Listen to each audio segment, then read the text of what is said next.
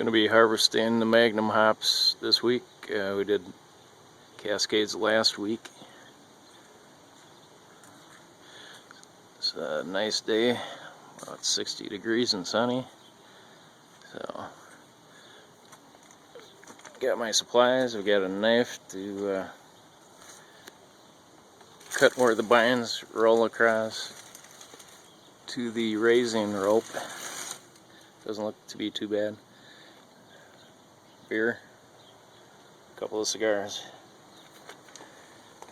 So these are some sizable hop cones, a couple inches long.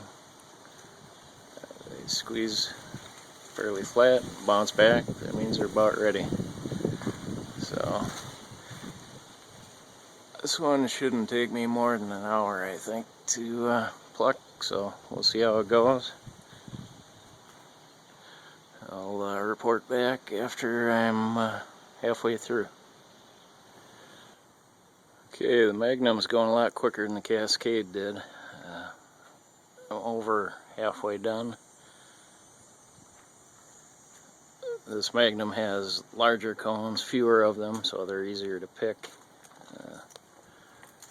Here's one tip. Lots of bees out this time of year.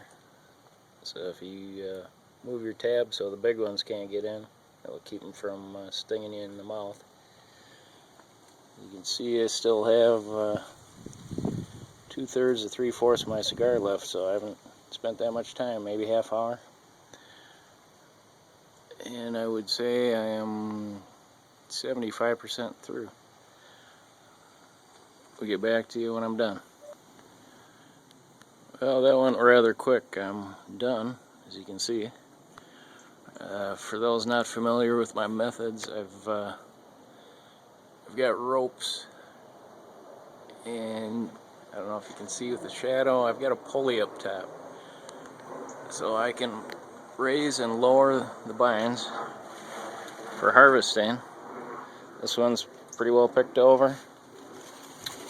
I use a tie cleat to anchor the rope, and I'm going to re-raise this bine